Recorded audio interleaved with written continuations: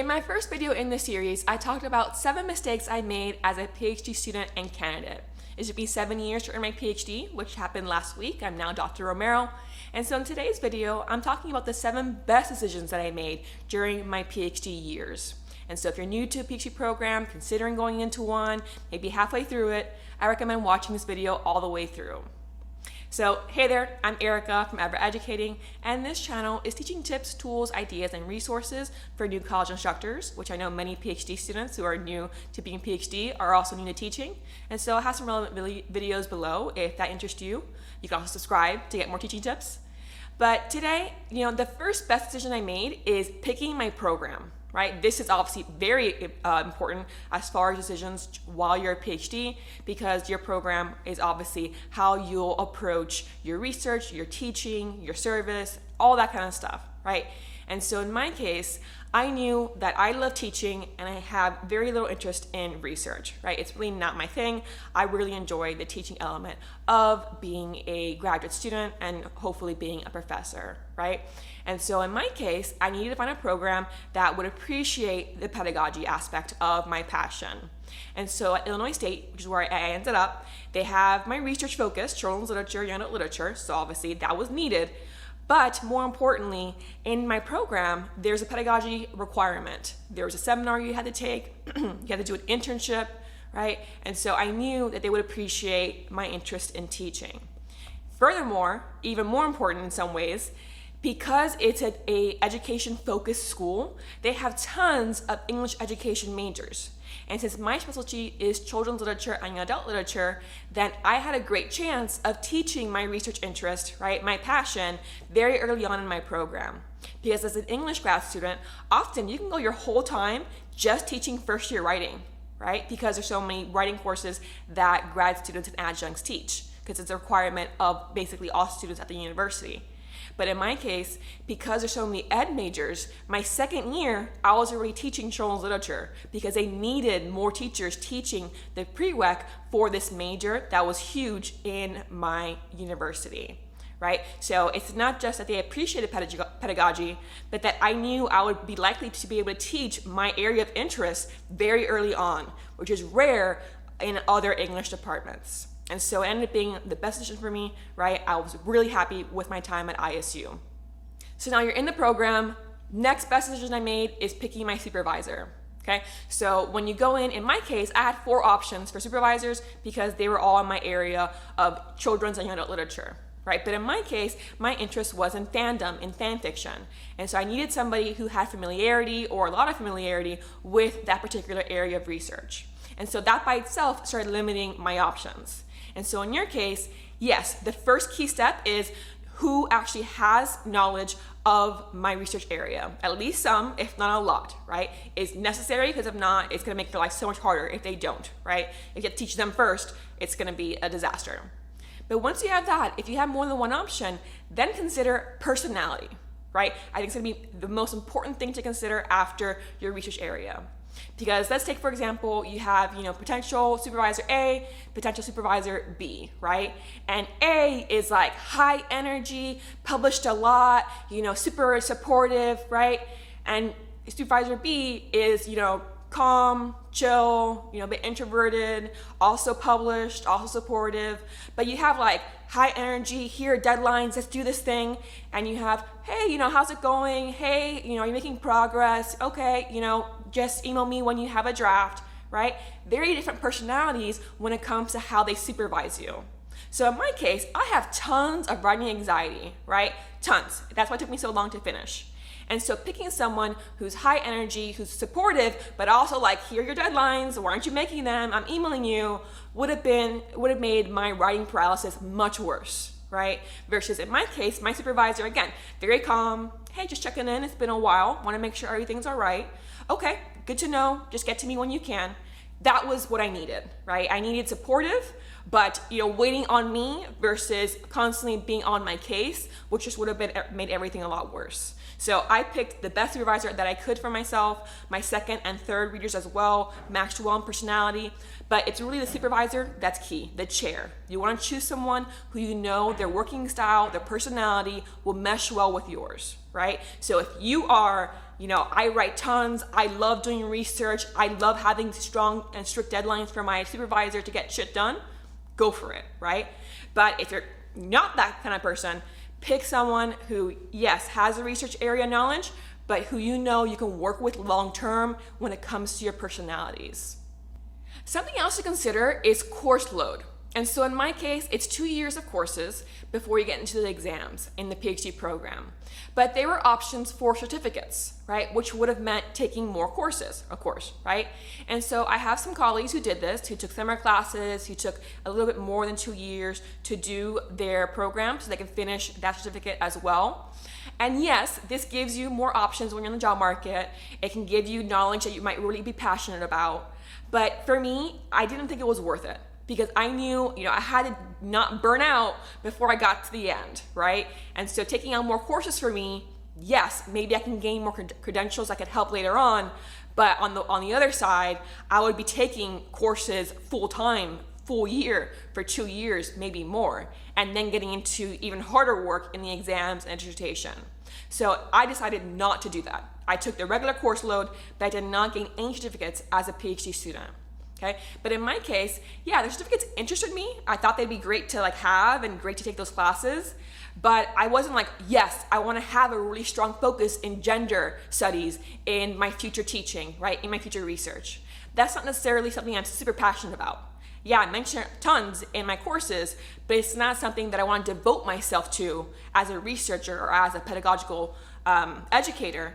And so I decided, you know what, I don't need this, because it's going to make my life much harder to actually get to the end of this, marathon, right? And so in your case, if there's all these, pretty shiny certificates, seriously consider, I really want to do this because I'm passionate about it, or because I definitely think it will make a huge difference in my career, go for it. But, if it's not, it's like, it interests me, but I don't love it, right? Consider how it will potentially affect your ability to work long term, right? Your ability to succeed at finishing your PhD without burning out. My next tip can be a bit harder to do, but if it's possible for you, then I do recommend it. And that's taking on different types of assistantships during your time as a PhD student. So in my case, I was offered a 4-year assistantship for teaching when I was first accepted into my PhD program, and obviously I accepted that. And so for the first 2 years, I taught 2 courses each semester as part of my assistantship, right? So 20 hours a week, and that's what I did. But then my 3rd year, there's openings in my writing program for leadership team positions. And so I decided that I would do this. So I was a data and research coordinator for 2 years in my writing program. And so half my assistantship was doing that, and the other half was teaching. So I taught 1 course, and I had this role for 2 years. Okay, and I think this is really beneficial to me, right? I had time to experience more administrative work. I had time to kind of work with data. I helped design an assessment for the program 1 year. I collected the data and helped train people to actually look at it, right? So in my case, it was really helpful for me to gain skills, gain knowledge in a very different type of work that happens in academic life. And then now when I'm applying to jobs, I can say, oh yes, I've worked with data. Yes, I've led a team to do this. Yes, I've done whole program assessments, right? And I couldn't have done that if I was only doing the teaching assistantship the whole time, right? And so if there's options for maybe doing a semester at CTLT, right? Or doing a year of this kind of RA work, or whatever the case may be, some kind of admin position, it might behoove you to experience that as well for your CV and just from your own personal skills. In case, academia is not for me, I want to go somewhere outside of it. Having admin skills or other skills along with your teaching skills could be obviously very helpful, right? And so if you have the option of different types of assistantships, I would seriously consider it. Now, of course, your dissertation topic is going to be incredibly important, and it's going to be your life, right, for multiple years. Depending on your program, will depend how long this takes. In my case, it's going to be 4 years to finish my dissertation, kind of like 3.5 because of the exams, but overall, multiple years to work on this. If I didn't love my topic, finishing would have been even more difficult than it actually was for me already, right? And so my dissertation focus was pedagogical. Right? So my program required at least a chapter be pedagogical. In my case, my whole argument was pedagogical. And that was what helped me push me to the finish line. Because again, I love teaching, research not so much. So doing my research about teaching was very helpful to me, right? And so in this case, you want to choose a topic that you really have a passion for, and think to yourself, if I get so burnt out, so tired of doing this, right? Will I still love it enough, have enough feelings of positivity towards it that I'll get to the finish line, right? Because maybe it's super innovative, right? Maybe it's like it's gonna be so on trend, right? It's gonna be amazing for the job market, and that's obviously important things. But if you don't really love that kind of topic, it's just for the trendiness, it's just for the innovation, and not because of an internal love for it, it's gonna be a struggle, right? Unless you're someone who I can just write things out super fast, no problem with writing anxiety, I don't need to be in love with my work. Okay, maybe you can do it, right? But for me, best decision I made was making my whole argument focus on pedagogy, because that's what really helped me get to the end. Now, the next two are more thinking of outside of the program itself, kind of helping with future things, right? And so the first one is creating a personal website, right? So getting yourself out there digitally early on in your PhD, right? Maybe not during coursework, because that's gonna be a busy time, but in my case, I created my website, I believe during my third year as a PhD student. And so I created the website, which also included a blog. And on my website, or on your website, you could include, hey, here are the conference, presentations that I've done, the name of them, a quick summary of what they were about, here's the stuff I published, here are the courses I've taught with information about them, right? Here's information about my teaching philosophy, here are my research interests, okay? So kind of creating a e-portfolio for yourself online so that people can see, oh, hey, this is what, Erica's doing. Hey, that's interesting. When you're on the job market and they're researching you online, they see your website hopefully first, and they see, oh, wow, they've got all these things going on. How great is that? In my case, my blog was a lot about teaching or about academic elements, and then I shifted to be all about teaching tips, I think my second year into the blog. And so in my case, I had the e-portfolio, but I also have evidence of my passion, my interest, right, for education, which again could help for the job market, right? Or it could just help me become a better writer, right? Have a creative outlet. So even without the blog, I do think the personal website is a great decision, because it makes sure that the first thing that pops up about you is not Rate My Professor, right? Is not Facebook, is not Twitter. It's your actual website that you have created and curated to be the best it can be about yourself, right? So in my case, I used WordPress to do this, and I did pay for hosting so that everything that's on the website I own, right? It's all mine. That can be pretty inexpensive, right? It's a yearly cost, right, for your domain name, but it's not super expensive.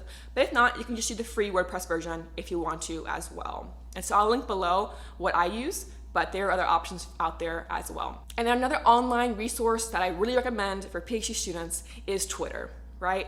And so Twitter is a great way of meeting people who have similar research interests as you, right? So making colleagues in that way, finding maybe co-writers for any of your publications.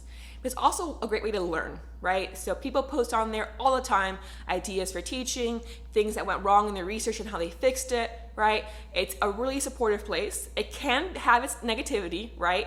But follow the right people, right? Look at the right messages, ask the right questions on there, use the right hashtags, and it can be a great source for you throughout your years as a PhD and beyond. Okay, and so I'll link below, or I'll describe below, some hashtags that I follow that I think have really great material for you to check out as well. I'll also post my actual Twitter handle in case you want to follow me. And I am a co-creator of the Twitter community profile, YouTube Academics, YT Academics. I co-create that with 3 other academics, and we recently posted a collaboration video on my channel, which I'll link below as well. But that's for, if you are an academic YouTuber, you can go ahead and be added to our list. But you could also see videos created by other academics that might appeal to you, right? In the sciences, vlogs, this kind of advice types of channels. So that can be a great resource as well. So I did get a request for a part 2 of mistakes I made as a PhD student. So I will have a part 3 to this series coming up. So if you don't want to miss that, do subscribe and click like if you enjoyed this video, found it helpful. Feel free to share your best decision you made as a PhD student below if you have that experience. And I'll see you next time with a new video.